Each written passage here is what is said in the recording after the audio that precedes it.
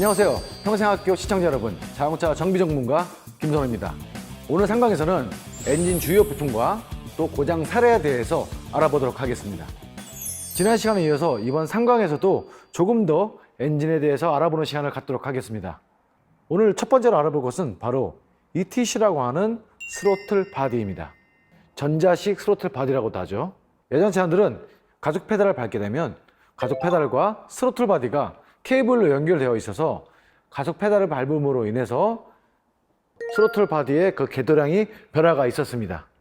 하지만 요즘 차량에는 다 전자식으로 바뀌었어요. 그래서 악셀 페달과 가속 페달과 스로틀 바디 사이에는 케이블이 없습니다. 다 전자식인 거죠. 자, 그 위치는 바로 이쪽에 있습니다. 흡기 매니폴드와 그리고 에어 클리너 그 사이에 장착이 되었다고 보시면 돼요. 그렇다면 스로틀 바디의 고장 시 어떠한 대표적인 증상이 있을까요? 가장 대표적인 증상으로는 RPM의 불안정입니다. RPM이 정 위치에 있지 않고 오르락 내리락 오르락 내리락을 지속적으로 반복을 하게 됩니다. 운전자가 바로 확인하고 느낄 수가 있는 부분이죠.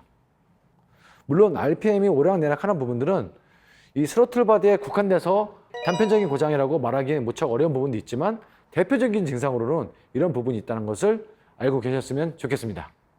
그렇다면 그런 증상들을 호전시킬 수 있는 방법은 무엇이 있을까요? 셀프 정비를 하시는 분들은 이 스로틀 바디의 기계적인 문제보다는 카본 퇴적에 의한 오염에 의한 문제가 많이 발생하기 때문에 그 오염들을 깨끗하게 세척해 주는 방법이 있습니다. 자, 그렇다면 스로틀 바디에 문제가 발생했을 때 우리가 세척을 할 때 어떤 식으로 작업을 진행해야 되는지 같이 한번 해보실까요? 스로틀 바디를 세척하기 위해서는 장착이 된 상태에서 하는 방법이 있고 또 분리를 해서 하는 방법이 있습니다. 배터리 마이너스 커버를 분리를 하고요. 그 다음에 배터리 마이너스 단자를 분리합니다. 그 다음에 우리가 할 것은 바로 에어 클리너를 분리해야 되겠죠.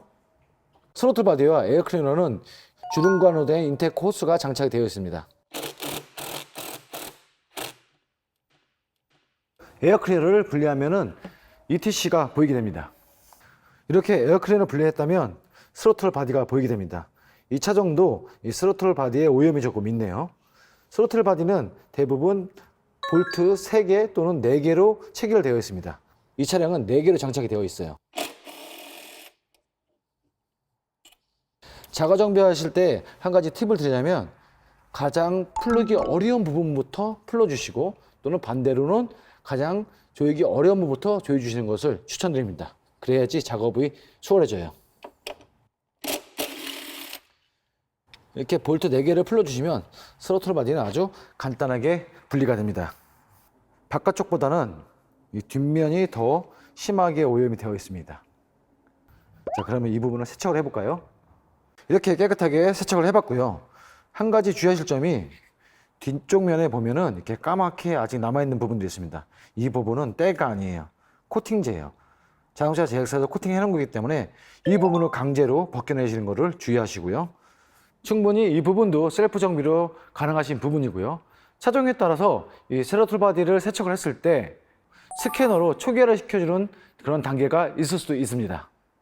그렇기 때문에 이런 부분들도 셀프 정비소를 적극 활용하신다면 스캐너 임대 후 스로틀 바디 세척하고 그 다음에 세팅을 하시는 방법이 있겠죠.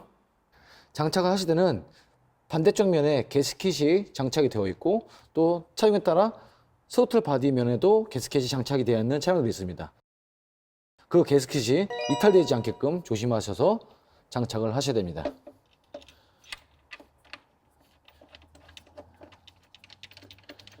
볼트를 체결할 때는 무조건 수공구를 사용하시면 안 돼요. 또는 전동공구를 사용하셔도 안 되고요. 처음에는 전체 다 손으로만 장착을 해주셔야 돼요.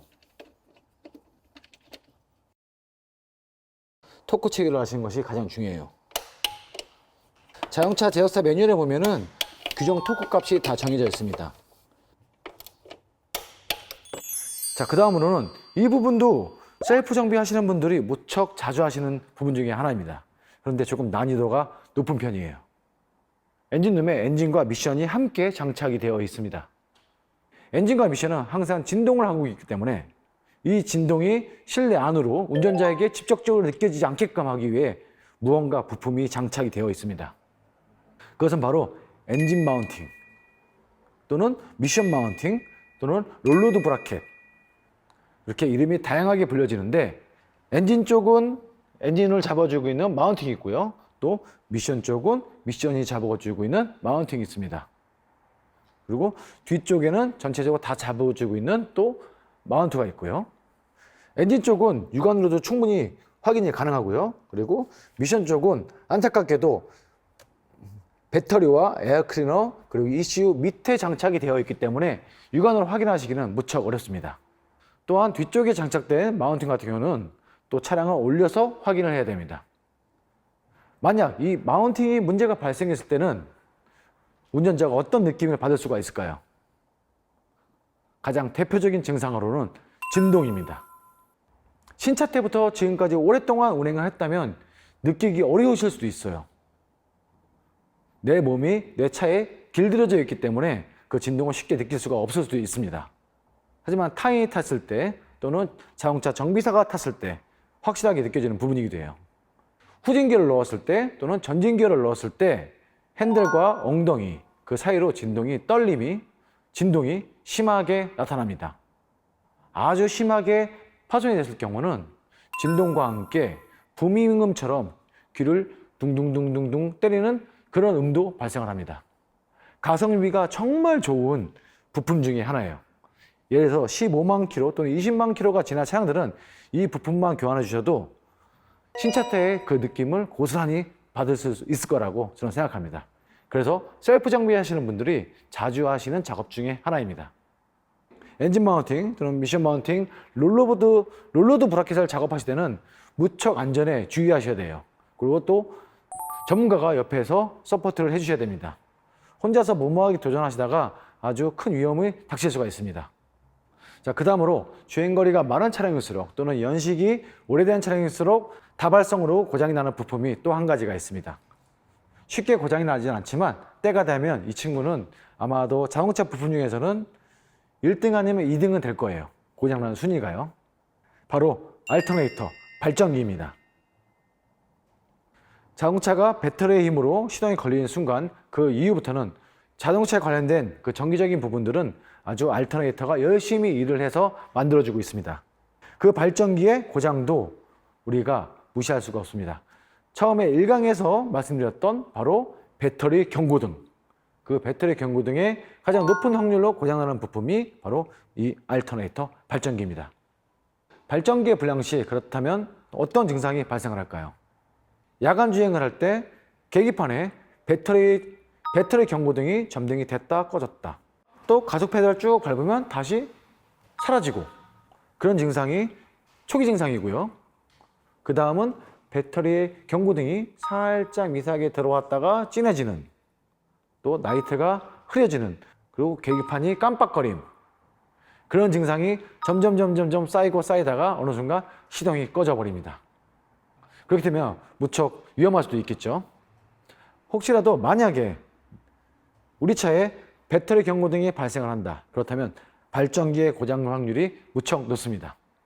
발전기는 자동차의 구동벨트에 의해 감겨서 작동하기 때문에 벨트의 상태도 무척 중요합니다. 예전 차량들은 벨트가 2개 또는 3개로 이루어져서 시간이 지나면 끼릭끼릭 벨트에 그 늘어지는 소리, 벨트가 슬립하는 소리들이 발생을 했었는데, 요 근래 나온 차량들은 다 대부분이 벨트 하나로 감겨져 있습니다. 그리고 고장력 벨트고 항상 텐션을 처음과 같이 유지하려고 하는 그런 부품이 있기 때문에 소음이 발생하기 전에 이미 오랫동안 장시간 사용하게 되면 벨트가 탁 끊어지는 경우가 발생합니다. 벨트의 교환 주기도 잘 지켜주시는 것이 중요하겠죠. 구동 벨트도 충분히 셀프 정비로 가능하십니다. 확률적으로 자주 고장이 나는 부품들, 그리고 셀프 정비가 가능한 부품들 중에서 또 한 가지가 있겠네요. 바로 스타트 모터입니다. 위에서는 확인하기가 무척 어려워요. 엔진과 미션 사이에 장착이 되어 있어서 이 톱니가 엔진을 구동시켜 주는 거예요. 이 스타터 모터는 작업 난이도가 조금 어려운 편입니다. 또 CC가 큰 차량일수록 작업 난이도는 더더욱 어려워지고요. 셀프 정비로 교환하시기에는 조금 어려울 수도 있어요. 초보분들은. 그렇다면 이 스타트 모터 고장이 났을 때 과연 어떤 문제가 발생을 할까요? 스타트 모터는 말 그대로 기동 전동기, 시동 모터입니다. 처음에 우리가 내연기관 자동차들은 우리가 시동을 걸어야 되겠죠? 시동을 걸 때 엔진을 돌려주는 역할을 하는 아주 중요한 부품입니다. 만약 이 스타트 모터 고장이 난다면 시동이 절대 걸리지가 않습니다. 스타트 모터의 대표적인 증상은 시동키를 돌리거나 시동 버튼을 눌렀을 때 우리가 평상시에 듣던 끼륵끼륵끼륵 부릉 그런 음이 전혀 발생하지 않고요. 딸깍딸깍, 야 딸깍임, 딸깍딸깍, 딸깍딸깍 그런 소음이 대표적으로 발생을 합니다. 근데 여기서 이 부분은 두 가지가 혼동할 수가 있어요. 배터리의 상태가 저하됐을 때도 똑같은 소음이 발생할 수가 있고요. 스타터 모터가 불량했을 경우 또 그런 소음이 발생할 수가 있고요. 배터리 상태가 정상적이고 딸깍딸깍 소리가 난다면 이 스타트 모터의 불량의 확률이 무척 높습니다. 오늘 상강에서는 엔진 주요 부품과 그리고 고장 사례에 대해서 이야기해 봤는데요. 이 부분은 꼭 기억을 해 두셨으면 좋겠습니다. 다음 시간은 곧이어 자동차를 올려서 자동차 하체 부품들에 대해서 살펴보도록 하겠습니다.